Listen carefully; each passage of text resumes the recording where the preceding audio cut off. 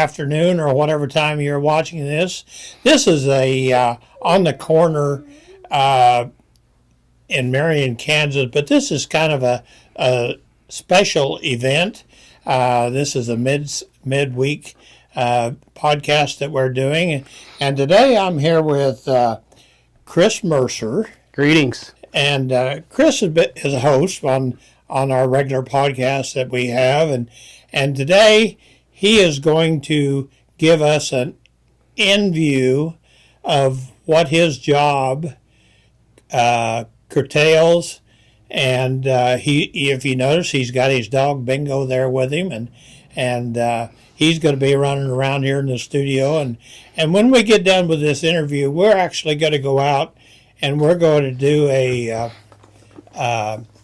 demonstration of what Bingo does and how he is able to dictate or detect, I guess that's what you want to say, the different chemicals and so forth. So go ahead, Chris, and take it over. All right. Again, greetings.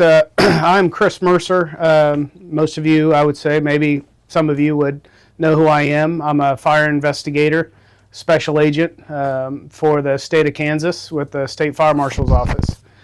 I've been here about 11 and a half years, and during that time I was blessed to be sent to a training academy with the ATF that trains canines for chemical detection and explosive material detection. This here is Bingo. She's my partner, and I just thought I would give you and the folks, the listeners, just a little bit of information about myself, my canine, the canine program, and my agency, the Fire Marshal's agency, and my division, which is the investigation division. There are several different prongs to our agency, but I'm assigned the investigative division. I do live here in Marion. Most of you probably, again, know that. Fire departments, sheriff's departments, police departments that request me. Locally, it's pretty handy to have me right around the corner. So what I'd like to do today is just, I've made out some bullet points for you to make sure that I cover it. But the idea is to explain to you what our agency is about, my division that I'm a part of, the canine program. And then at the end, I'm going to give you a little summary of the life in the world of an investigator, what it would be like on a normal day or semi-normal day for me, give you a taste of that. So we'll just start off, and then Gene, if you have any questions, pipe in, and we'll just kind of go with that. So the creation, so a little bit of the history of the Fire Marshal's Office. The creation of the Office of the State Fire Marshal was created March 10th, 1913, with the passage of Bill number 372 by the 1913 legislature. It took several years, but all parties, Republican, Democrat, and Socialist, finally passed the legislation after a lengthy struggle. This powerful new law required the investigation of all fires by either our new office, this office, or by a designated local official, except on Sundays. That was the original beginning. The Kansas State Fire Marshal is dedicated to protecting the lives of property of the citizens and Kansans from hazards of fire, explosions, and natural and man-made disasters. So wrap your head around that. It's not just a fire in the trash can. It's throughout the state. We are tasked with many different fire and or hazards. The Kansas State Fire Marshal is organized into 5 divisions: investigation, prevention, emergency response, administration, and industrial safety. My area is the investigation division. That's what I'm assigned to. Our home office is in Topeka, Kansas. I'm based in Marion, but I'm a part of the investigation division. In the beginning, Kansas State Fire Marshal team investigated fires throughout the state, logging 72 in the first full year with 16 convictions of 36 arson suspects. In 2024, we logged 484 cases. These cases varied. They were fire fatalities, origin and cause investigations, vehicle, structure, camper, apartment, business, wildland, brush, dumpster fire investigations, explosion investigations, agency assists, consults, search warrants, cease and desist orders, just to name a few. We are considered a response agency. If there is a need by a local agency, they can request us and our services. Our agency mission is to reduce the deaths, injuries, and property losses of Kansas throughout education, enforcement, hazardous material, inspection, investigation, regulation, search, and rescue incident responses. The investigation division comprises of the Chief of Investigation, 2 supervising agents, and 7 special agent / investigators. So if you think about that, in the state of Kansas, there are 9 active state investigators that have to travel or are tasked with traveling throughout the state to assist fire departments, sheriff's departments, local agencies that need our assistance. Our jurisdiction, again, is the state of Kansas. We are state law enforcement investigators.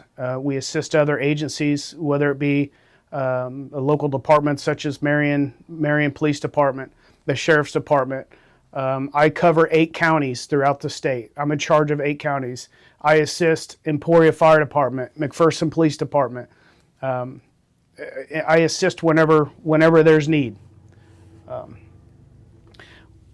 Our division has a handful of techniques or tips or special items at your disposal.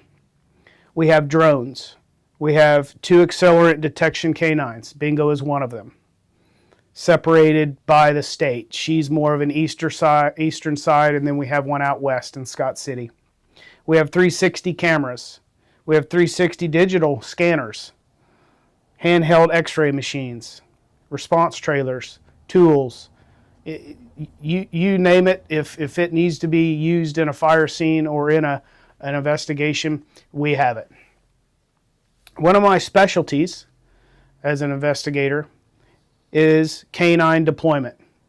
So Bingo is my partner and considered a canine with the ATF, Alcohol, Tobacco, Firearm, and Explosive Division.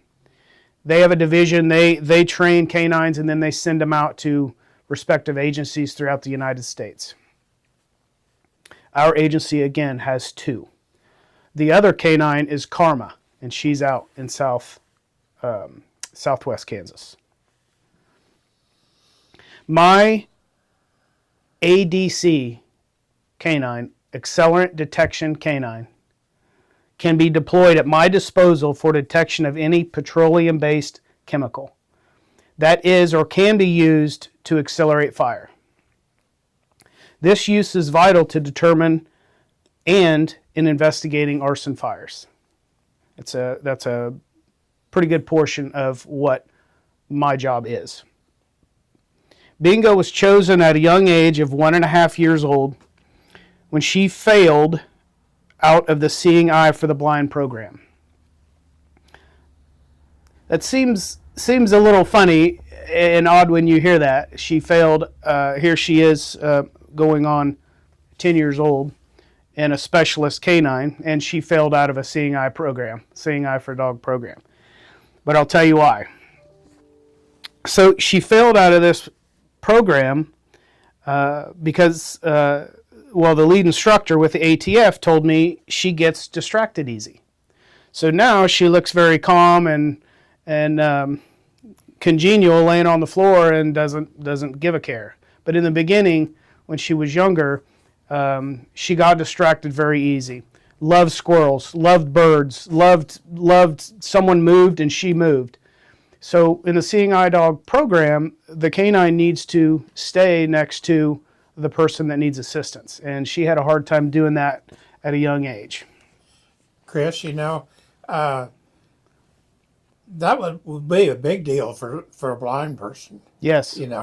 That they can only, that's their only way of getting around. That's right. And if you had a dog that, like go chase a squirrel or something, that would be... it would be hard to get them back. Yeah. It would be hard when you're standing there waiting for the traffic to go by, and that dog's your only way of getting it. That's right. That's right. So Bingo quickly failed out of that program. She was swooped up by the ATF. So the ATF Accelerant Detection Program, they go out in the United States and they go to different programs. Seeing Eye for the Blind, Puppies Behind Bars, which is a program where puppies are put into prisons and help facilitate rehabilitation. These canines are pulled out of these programs and used for other programs, and in this case, Accelerant Detection Canine Program with the ATF. She is a canine that detects petroleum-based products. So think about that, and I'll come back to that. Bingo sustained 6 weeks of imprinting petroleum-based products. Imprinting is where she is a food reward. So her food was taken away from her, and then she was imprinted on a petroleum-based product. Once she started to learn the game, then she was proficient at it, and then she was entered into the program. Bingo sustained 6 weeks of imprinting petroleum-based products. Through that imprinting process, her food intake was taken away until she learned that when she detected ignitable liquids, she was rewarded with food and praise. Once she is imprinted, the handler, me, arrives in Front Royal, Virginia, at an obscure site to train for an additional 6 weeks with my newly chosen canine. In fact, I didn't choose Bingo, they chose her for me. And in fact, they told me, whether it's true or not, that they chose her based on my personality and my personality profile of 30 pages of background history that I provided to them. They chose her to best suit me and my family and my personality. After we complete training together and pass certification, we are then sent back to our respective states. Again, this is a United States. There's about 65 of us throughout the United States, and we converge in different locations every year to recertify. Again, each year we travel the United States to recertify. I've been to Boston, Front Royal, Virginia. I've been to San Diego, Utah, Texas, New Orleans, wherever it's scheduled, we go and we recertify. Once Bingo detects ignitable liquids, she sits down and awaits food and praise. I then ask her to show me, after I reward her, I then ask her to show me, and that is her indication to show me where that ignitable liquid is the strongest. She puts her nose on that spot and looks at me and wants food and praise. And once I feed her again the second time, then I pull her from that area, I mark the area, and then I come back and I collect it as evidence. I believe, based on her experience, my experience, there's chemical in that spot. She's trained to a 3-inch circle, to detect in a 3-inch circle. This is vital in arson investigations, helping to determine is a chemical present. Bingo lives in my house. She is cared for as my pet and my working partner. She is trained, fed multiple times a day. Even though she's fed and trained multiple times a day, you would look at her and say, wow, she's way too thin. So in the beginning, she was put on a food regimen, and her optimal weight is 55 pounds. I can only go 2% above or 2% below. So that requires me to weigh her approximately one time a week. I don't do that so much anymore because we have a program, her and I can manage her weight without going and checking it. I keep her a little less than 55 pounds, but I have no trouble anymore. I use the same food. I use the same process. It keeps her hungry. It keeps her drive up, which is vital to working and being a good working canine. Hey, Chris. Yes, sir. Do they have a special food that you feed her? I mean, you started out with one kind, and you've done the same stuff ever since. That's a great question. So I wouldn't say there's a special food necessarily. When I started several years back, ATF was telling us to use Royal Canin dog food. It has a lot of additives in it and good for working canines. So that's what I continued to use until I got back here to Kansas. And then I got with a local vet who didn't sell Royal Canin products. Mm. And instead of me driving to Wichita or Salina to buy my food all the time or even order it, I went to local vet. I wanted to keep my purchases local to help Marion community. So I went to the local vet and said, can you purchase Royal Canin food? No, we have Science Diet. She'll be fine, use Science Diet. So I started to switch from Royal Canin dog food to Science Diet, and she ballooned up. I couldn't control her weight. I don't know what I was doing differently. I could not control it. I panicked, and I said, nope, I went back to Royal Canin. So the local vet worked with me, and they ended up purchasing Royal Canin, and I've been at that vet the entire time. Do you think that maybe there was just a difference of chemicals or additives to it that she wasn't used to? And it affected that way? Yeah, I think so. And maybe over a longer test period that I would have been able to control her weight. Yeah. But I went back to what I knew, and that's what worked for me, and I got her weight managed back to where it needs to be. Oh, that's good. So, yeah, that's a great question. So, as I said, Bingo's trained multiple times a day. As many times as I can, the better.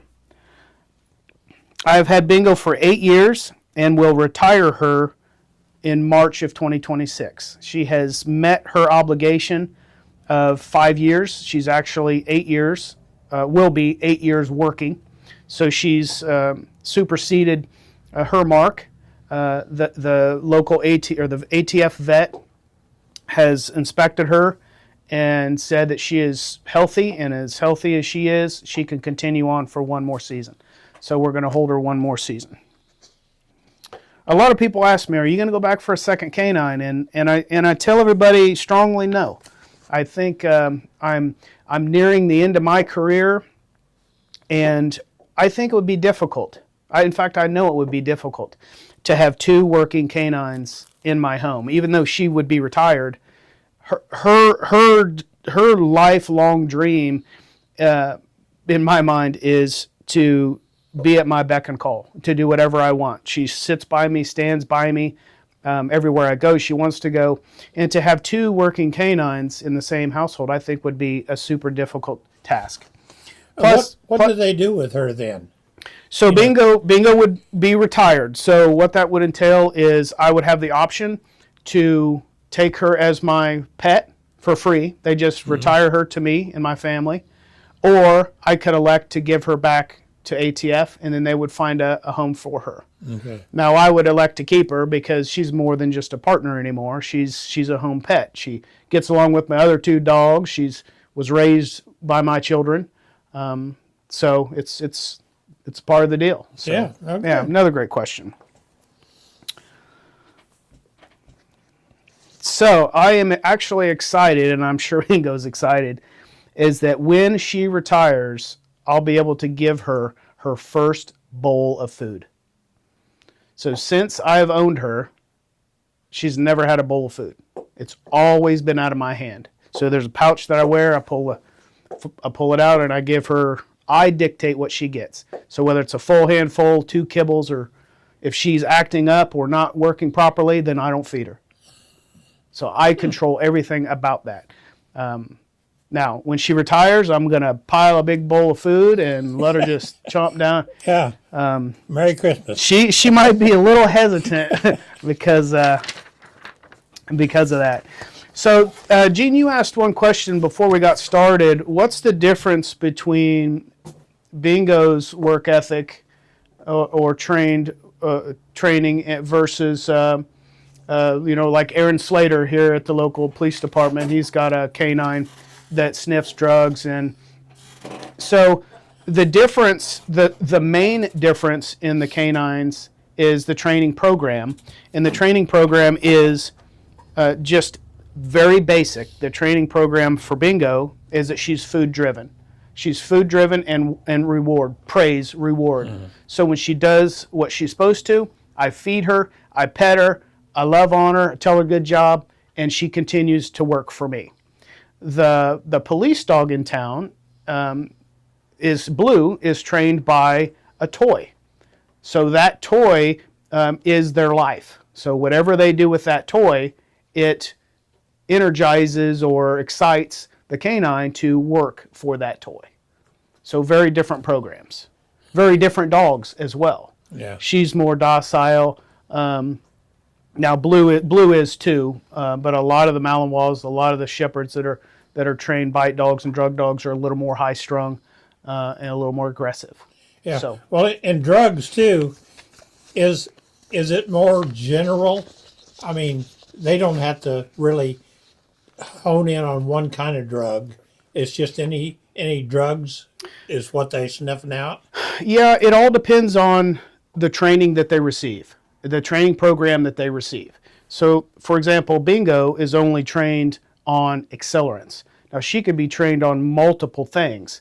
Cadaver, go find a body. She could be a attack dog. She could also do ignitable liquid. So it's the program that you're a part of that trains them. So if they train on just marijuana, then that's what your detection dog would be. If it's a train on multiple, then you would have a list of multiple that she would detect, or Blue would detect. Right. Yeah. Yeah. So, you all, that's just a quick summary of what I'm about and the resources that I have. I do have a work truck, a laptop, and a phone, and at any time that there's a need, then I'm requested. It's very, very simple. You can call my direct number, or you can call the home office, and they'll pass that number right to me. There is always someone on call. I have my phone on me probably 23 hours a day. I don't have it, when I mow or when I'm showering or anything like that, but most of the time I have it with me. So, barring any questions, obviously you can't ask them, but if you want to ask them through the YouTube question bar to you can Gene. You can just send a comment of back if you have any questions, Sure. and I'll pass it on to you, and you can answer it for them and so forth. So, that's no problem. I'm sure there are tons of questions or maybe directions or assistant that you need, and just reach out. It's fine. I communicate with Gene a few times a week, and so we can get that answered for you. So what I'd like to do is take about 10 minutes, I'm guessing, more of your time, and give you a day in the life of Chris Mercer, or a fire investigator. So what it is on semi-normal day, that if Chris Mercer gets called, what happens? And if you bear with me, I'd like to read off just a scenario, a summary of a life of Chris Mercer, and we'll just kind of go from there. Now, in this situation, it's not a true case. It's a few cases, situations put together to paint a picture for you of what I do. And again, if you have any questions after that, you can shoot those off to Gene, and I'd be glad to answer them. As long as they're not case specific, I can't give case specifics. So, as an investigator, a summary of a day with special agent or fire investigator. I woke up at 2 a.m. 2 a.m. to a phone call from a local volunteer fire department chief who needs assistance with a large structure fire that they believe is suspicious and no family accounted for. There are vehicles in the drive, and there is a local family that lives there.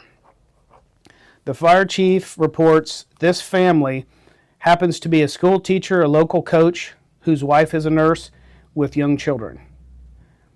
I instruct the fire chief at 2 a.m. to keep the scene secure after they are able to extinguish the fire. I will be responding soon with other fire investigators. I am 2 hours away.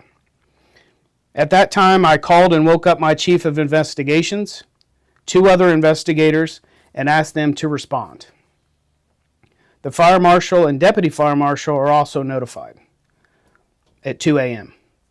The chief of investigations is en route with the response trailer from Topeka, Kansas, which is 2 hours from the scene. The other 2 investigators are 2 and 4 hours away, respectively. I wake up my wife and tell her I am leaving and not to expect me for dinner. She asks, "Where are you going?" I tell her and let her know it's a fatality. I quickly make a cup of coffee, grab a granola bar, call my ADC, Accelerant Detection Canine, bingo. I call her and walk out the front door with my shirt untucked and boots untied. "Load up," I holler to Bingo as I load my gear, her food, and try not to spill my cup of coffee. Bingo loaded up, and off I go. She hears her name, so she's all excited. On my way, I begin to think about the scene and what crucial moments I will endure. Is this truly a fatality? How many? Is this a mom, a dad, not the kids? Is this the dad and mom, the kids who will live without him for the rest of their lives? Will this be suicide? Or even a murder? Will it be a jealous mistress? Or just an accident taking lives for no reason? As I am running these potentials through my head, I try to prepare for the worst. I call back the fire chief on scene and tell him how far I am and that I'm bringing additional help. I instruct him, once the scene is extinguished, do not disturb any deceased bodies. He asked why. I tell him this could be a homicide, and disturbing the bodies may disturb evidence on, underneath, or near the victims, and that could be what solves the case. I tell him to keep the scene secure. Due to the circumstances, we should obtain a search warrant, as this may be a criminal event. He gets with the local police and starts that process. I then call back the chief of investigations and other investigators to update them on information and talk about a plan of attack. All this is happening on my drive for 2 hours from the scene, trying to prepare and prep and get the items that I need, the help that I need. The fire chief calls back and says the media is on scene and videoing everything we are doing and asking for information. What do I do? He asks. The neighborhood is collecting around the yard and in the street. The fire chief calls back again and says close relatives are showing up and one is trying to get in the scene to find their family. What do I do? He asks. The brother-in-law keeps fighting with officers and my firefighters. What do I do? They are going to take him to jail because he won't calm down. The fire chief reports now their priest is here, and everyone is asking where the family is. More media is here and other vehicles. Some are blocking my fire trucks. I tell him, I am close to the scene. Just hang tight. Keep the scene secure, I say. Put crime scene tape around it to the best of your ability. Keep everyone behind the tape. The fire chief reports everyone is videoing us and walking to the backyard. I instruct him to work with the police department to put up crime scene tape and keep the scene secure. I arrive on scene. I now observe what looks like a totally consumed two-story home that has partially fallen into the basement. The two adjacent homes are partially burned from fires and radiant heat. I see loose crime scene tape whipping in the wind and many families and spectators standing in the front yard behind the tape. Many are on the roadway. There were multiple people crying and yelling for answers. I get out of my truck, tuck my shirt in, put my weapon on my hip with my badge. I grab my agency business cards, flashlight, pen, and notebook, as I do not know what part of the investigation I will hit first. I step to the back of my truck, exchange my everyday boots for fire-protected and water-resistant work boots. I grab my gloves, rubber gloves, and protective glasses. The fire chief walks up, introduces himself, because we've never met. I can tell he is stressed and not ready for what he has embarked on, which is a huge cluster of events that could change his perspective on life as a fire chief. He tells me he has never been to a fatality in his fire career and has been a chief for 15 years. My team thinks the family is inside, he said. The family vehicle is in the drive, and other family is here saying they should be home. They don't go anywhere on Wednesdays. One of my fellow investigators now arrives on scene, and now we both get a rundown from the fire chief. The fire chief states his crew showed up to an engulfed home. The fire hydrant was acting up, so we had a little trouble at first, but soon started suppression on the front. Fire chief said the south wind was brutal and we could not get the fire knocked down. The metal roofing kept the fire contained within the home. Our other mutual aid fire departments arrived with only one truck. We did the best we could with what we had. Local police officer met us at my truck and stated they had to take their brother-in-law to jail because he would not listen to orders and kept going into the scene. I think Bingo has caught a granola bar of jeans or something over here. All right, stay still. Okay, where were we at? She said other family are here. The officer said other family are here and wanting answers. She asked, do we think this is a fatality? Fire chief says it looks like it. Probably the whole family. I asked the officer to work with me to get everyone back behind the crime scene tape and to start a log of who has went into the scene and log any time others go in. Add the times too. I asked the officer to check any fire, EMS, or police calls to the property in the last few months. I then asked if she has ever been to this address on a call. The officer had been here once. It was a verbal argument between the husband and the wife, but no one was arrested. I instructed my fellow investigator to conduct a safety scene walk-around with the fire chief and I. While doing so, we assisted with moving back the large crowd so fire personnel could pick up some hoses and equipment. The local officer has taken the search warrant to the local judge, and we are still waiting for the search warrant. After setting foot on property, the local priest and family members converge with tears and anger that no one is doing anything. As we stand there, more public and media surround us wanting answers. I introduce myself, my fellow investigator, and the fire chief. I ask for their patience while we assess the situation, and we will get with them as soon as possible with answers. I call the family members over to my truck now with the fire chief and I and ask what they know. So this would be the family members that arrived on scene. They are sure their family members are in the home. They report there are 4 children ages from 2 to 16 and the parents. I asked the officer to get with them, to get with that family and provide her with detailed information to include a diagram of inside the house. Details where chemicals are stored and other potential ignition sources throughout the house. I go meet with the media and tell them every hour or so I will meet with them and update them, but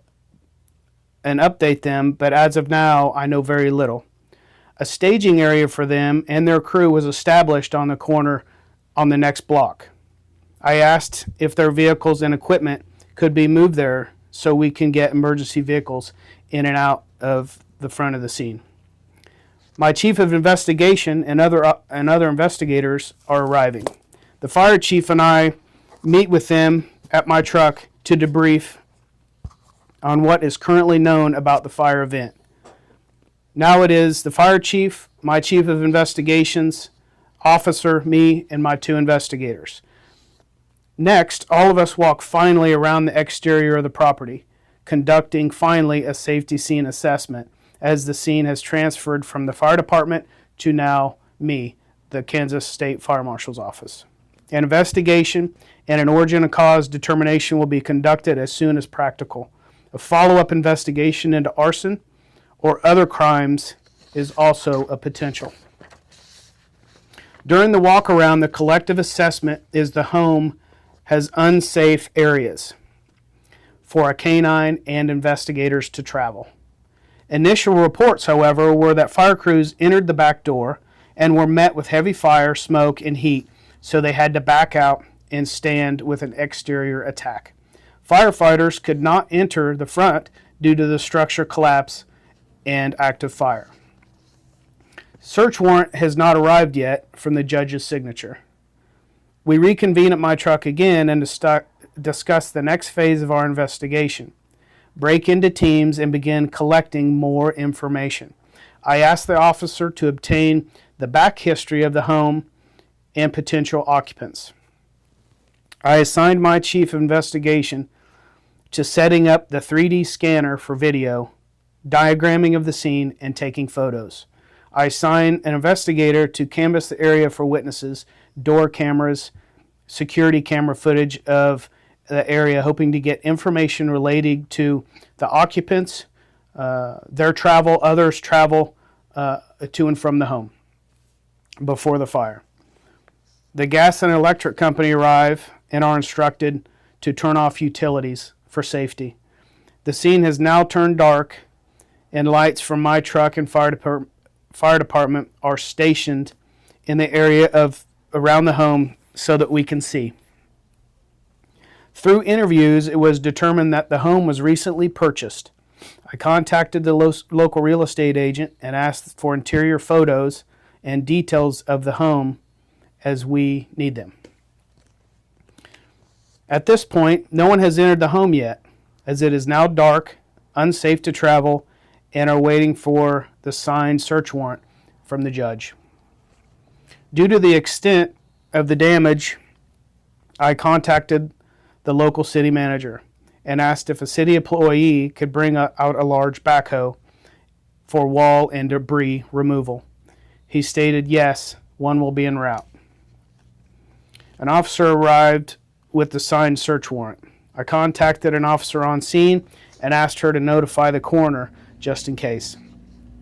As I am at my truck donning more protective clothing, a 16-year-old runs into the scene screaming for her mom and dad. I made contact with her.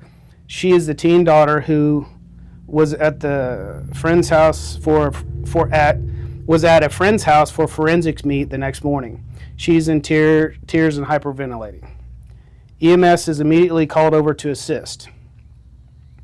I quickly sought out and found the priest who was already on scene. He knew the 16-year-old and immediately came to her. After several minutes, she was able to tell us her family is likely inside. The other family on scene were called over to support the teenager. Collectively and with respect, questions were asked of them where everyone would be if they were in the home. The teen stated the details of where everyone would be at the time of night and morning, but oftentimes Billy, my little brother, liked to sleep with our dog next to the upstairs couch and chair. As she gave details, I used my notepad to sketch out a diagram of the rooms and potential victims. I met the chief of investigation and fire chief back at my truck for a quick update. I had the fire chief call Red Cross. The officer reports back there have been no major prior calls to this address. The family are locals with no criminal history or situations to speak of. At this time, there is no doorbell or video cameras around with details of the fire. Other neighbors report that the potential victims are good neighbors, and if their vehicle is out front, then they are home. The backhoe arrives. I get with the fire chief and maneuver a path for it to be able to come up to the home structure that was burned. During the time, a rekindle is noticed in the basement under tons of debris. Fire crews begin to attempt to extinguish, but can't get close to the structure as it has collapsed. At this time, we have not entered the home yet to search for potential victims. We reconvened at my truck and discussed the information we were able to gather in a short time. I will break away soon and give a brief statement to the media staging at the near corner. As soon as the fire is extinguished again, we will attempt to enter the scene to search for victims. At this time, we think there were 5 victims inside. The realtor has provided photos of interior. The team provided potential whereabouts of each victim and other family assisted with other data about the interior of the home. We continue to meet at my truck and view data to determine how to search. Cadaver canines are a potential thought, but are unavailable until the next mid-morning. I determined we can't wait for that. We need to search soon. Locals pool money together and provide coffee and pizza for first responders who are still on scene and have not been home yet to eat. Many have been off shift, but stayed to help anyway. This is common among locals and their fire crews. A brief revisit with the teen asking what are the potential fire causes and or specifics we should consider looking for inside the home. She has nothing. My team meets at my truck again and dons protective equipment. We decided to physically search areas before using the backhoe. All areas just inside the windows and doors are not safe. The second floor is gone and main floor has holes mostly fallen to the basement, which now has about 3 foot of water in it. I pull my ADC canine, bingo, from the truck and conduct a search for ignitable liquids in the area of the home. We are very limited to searching the interior due to the damage and the unsafe conditions. We meet with the backhoe operator and set a plan out for him to peel back layers until we find a victim. We then will stop, photograph, and physically examine. The search all night long uncovered 5 victims, mom, dad, 3 children, and a dog. Once found, photographed, and carefully removed, they are secured in a body transport bag and placed into a transport service for an autopsy. An autopsy is usually completed. This will identify the victims, whether they were breathing during the fire. If they were breathing, there should be soot in the airway. Each of the deceased is searched along with the area underneath and surrounding just in case this is a criminal event. This helps to eliminate homicides covered up by arson. During this process, the neighborhood continues to watch and record videos. The teen wanted to stay and watch to find resolve about her family. She watched our process but was not allowed to view the victims up close. Again, all the public must stay behind the crime scene tape. At times, I had firefighters and officers standing next to the deceased while they were pulled from the burning debris or burned debris. I like to use this as this often politely blocks other family members from seeing burned and or dismembered families pulled from the burned homes. At this point, we are certain the family had perished in the burning home. The teen has no home, and has lost her closest family. Red Cross stepped in and gave money for clothing and a place to stay, but the teen is lost. The close family on scene agrees to take the teen and care for her until this is sorted out. Once the deceased are collected and transported, the scene needs to be examined for further determination of a cause and an origin. At this point, there are no suspicions of arson, but the continual gathering of information and evidence could take weeks, even months.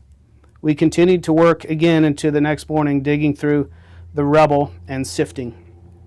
Potential causes will be considered and hypothesized. After an exhaustive search and examination of my team leaves the scene. We travel back home to our family covered in soot and hydrocarbons. Clothes go into the wash, and 2 showers later, I lay down for a nap.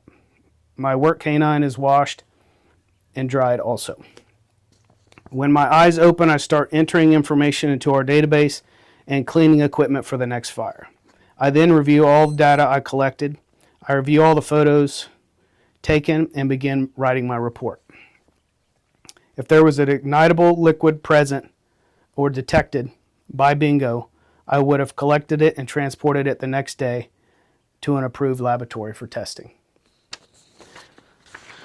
That's it. So, long summary. I told you it was a quick summary of what a normal scene would entail. And I say normal as this happens over and over as a normalcy.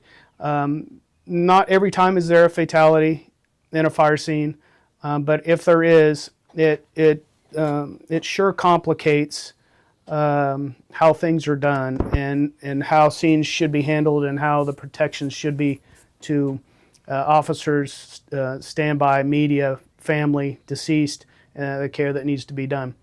So that's it for now. Hopefully we'll do a little demonstration with Bingo and we'll give you a little taste of that. If you have any questions, give us a shout out, and Gene, take it back. Yeah. Well, thank you for coming and doing this. I'm sure that many people don't realize what goes in to a case like this. Yep. And it's That's just unbelievable. Yep. You see a fire and they come and they go and they just get back to normal life, and that's not what happens. Yep, that's true. All the in between stuff. That's true. I often get heckled by, well, I won't say who, but I often get heckled about, what do you do all day? Sit around and watch Netflix and sit around in your shorts. And there are some days that I do spend a good majority of my day typing on my computer. Like the report I mentioned, a report like that is going to be 30, 40 pages long, and it's going to identify the structure, the fire, the witnesses, interviews. It's going to identify the victims. It's going to identify everything you can think of is all in that report. So that takes weeks to generate. So there are some days I do spend all day in shorts and a t-shirt typing reports, but it's not always easy. There are sometimes I'm up at 2 a.m. and spending 16, 20 hours out in the field. And so you just come back and you sleep it off and wait for the next call. Yeah. Okay. Well, we're going to be a blink on your screen here, and we're going to take Bingo out, and Chris is going to set up a scenario for her, and we'll see how she does. Great. All right. So here we are now talking about Bingo and my job here.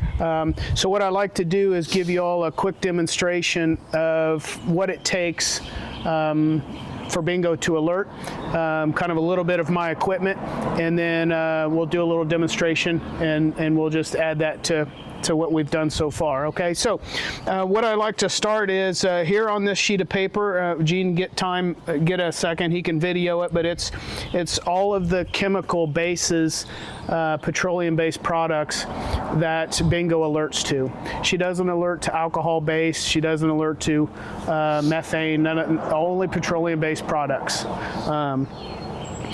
Here in this container is all my working utility bucket here. This is all the petroleum distillate products and some derivatives that I keep in my truck. This is what I train her with every day. Okay, so I have gasoline, I have charcoal lighter fluid, I have some other things in there. This is my teardropper. This is how I bring the chemical out, and you'll see here in a moment how I drop these out for her to train against. So ultimately, once Bingo has alerted in a fire scene and I want to collect that evidence, first off, when she alerts, I will put a T next to where she alerted, and that reminds me, after a photograph, that reminds me of where to collect that debris from. I use clean white tees to do that. So once I set that T and I find out what area I want collected, then I'll put Bingo up. I'll go get an evidence can, and I'll go get some gloves and evidence tape. So the way it works is just like any collection of evidence in a crime scene or laboratory or what have you. You want to wear rubber gloves because you don't want to taint anything that you're picking up. So I would put the rubber gloves on, I would collect any evidence, fire debris or whatnot, and I would put it in the secure can, clean can, and then I would put a lid, and then I would seal it with evidence tape, and I would put markings on the side of what it is, where I collected it from, date and time and case number. And that keeps a chain of evidence. That's right. Going. That's right. The chain of evidence is super important, especially if you're going to charge someone with arson or aggravated arson or even homicide covered up by arson. I mean, obviously we want to catch someone like that, and we want to not lose that in court because we fouled up the evidence chain. Okay, so once that's all collected and sealed, and I transport that to the KBI lab, and they'll test it and tell me what's in it. Okay, that just confirms what Bingo found. So what I'll do is, if Gene will follow me around, and what I'll do is I'm going to lay out some chemical for a demonstration. I will start with this chemical here. This chemical here is called a heavy petroleum distillate. I know it because I put it in this container. A heavy is considered diesel fuel or kerosene. It's very, very strong, very, very potent. You can smell it. Now there are some here, like this number 1 here. This is odorless paint thinner. So something that Gene and I may not smell, that Bingo can smell. And she can smell very well. We can go into that another time. But today we're going to use a heavy. So what I always do is when I show up to a fire scene and I want to use Bingo, then I want to calibrate her. So what that means is I'll take one little dropper and I'll put it at the rear of my vehicle. So let's just put it about right here. A couple of drops. So right there. So what I would do is I would set a calibration point, and then when I bring her out of the vehicle, I will walk her in the area of the calibration point, and then she will alert. The reasoning behind that is to show that Bingo is working. She's not sick. She's not lost her desire to work. By her alerting to a known source, then I know she's ready to work, and then I can proceed to the fire scene. When I'm done with the fire scene, I'll run her back on the calibration point. That'll be the closure, and then I'll put her back in the truck. Okay, so now I'm going to walk around here a little bit, and if Gene will follow me, I'll show you a couple of other drops.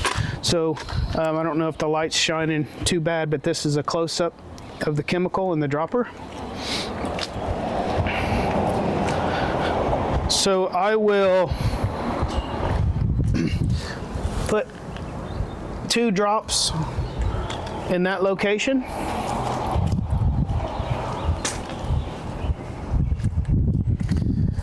Two drops in that location. Can work stairs. So anything and everything we can do to train her, the better she's going to be. So there was one there, and then one on the trash can. I will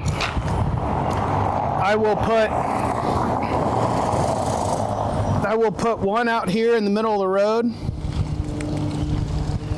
out in the open. So she'll hit the calibration point, she'll hit that one, the trash can. I'll circle her around, she'll hit in the middle, calibration point, and then I would put her up. So the idea is I would collect evidence from each of these alerts. I would draw a diagram on it, I would take photographs of it, and I would collect it and document it in my report. So we'll break now, Gene, and we'll get Bingo ready. Okay, ladies and gentlemen, I just arrived at my destination, the fire scene.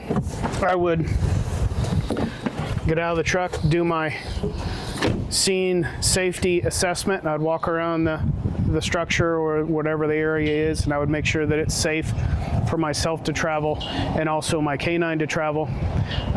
Once I have done that, I would set out a calibration point out behind my truck, which is what we kind of discussed once before.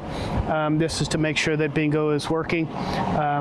Then I would don my equipment, which is just the food pouch, just very limited kibble. She only gets a cup of food a day.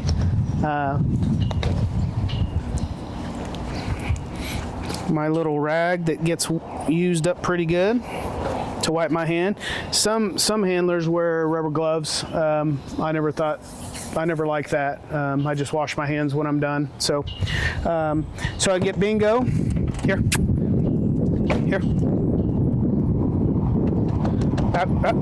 Here. Nope. So sometimes I will do her off leash, and sometimes I will put her on leash. Okay. In this example, I think we could small area we can go off leash. So whenever I tap my bag, she knows that it's ready to go, and then I would give her a command. Sit. Ready. Okay. Seek. Seek. Seek. Seek. Seek. Seek. Seek. So the idea here, Gene, is that she gets in the scent cone. Now the air or the wind is blowing toward your face. It's blowing at my back. Right now it's not blowing hardly at all. So she's going to search in that, get in that scent cone, and when she does, then she'll track right to it. So the idea for me is I don't tell her anything. I don't want her to go anywhere where I tell her. I want her to find it herself. So she's alerted. She's telling me that's where it is. I hold. Good girl. Praise. Good girl. Good girl. Show me where. Show me. I put my foot close to it where I would collect the evidence. I mark it. I pay her. Good girl. And now we go to the next. Seek, seek, seek. Yep. Seek, seek, seek, seek, seek, seek, seek.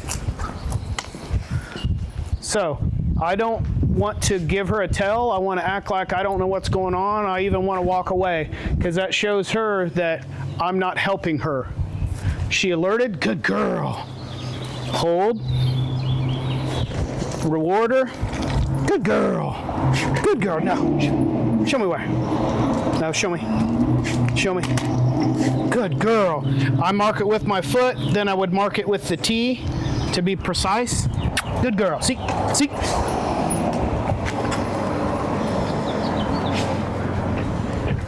Come on. Seek. Seek.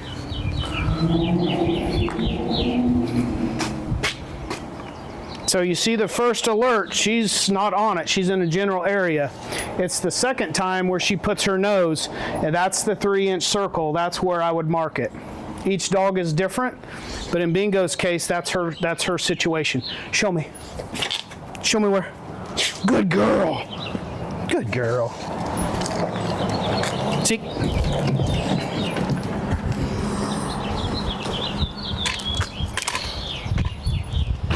Okay, now I dropped a little bit on the ground, so she alerted at that one, but I would want her to see, I want her to alert to the one on top. So I'm gonna force her a little bit to check up top. Hey, seek, seek, seek, seek, seek, seek. Here, seek, seek, seek, seek. Good girl, so she got it on top. Show me where. That's a good girl. That's a good girl. Seek. Good girl. Come on. Seek, seek. Come on. Seek, seek. Come on. Seek, seek. Here. Seek, seek, seek, seek. Good girl. Good girl. Not yet. Yep. Nope. So she wants to go to the calibration point.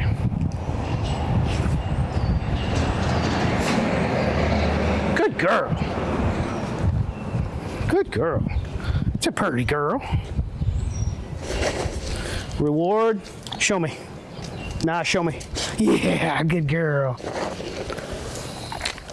Good girl, come on. Seek. So she knows where that calibration point is because she's already alerted, right? So she's going there to get fed. Good girl.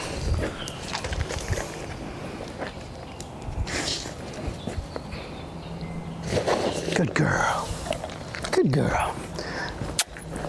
Come on, come here. Here.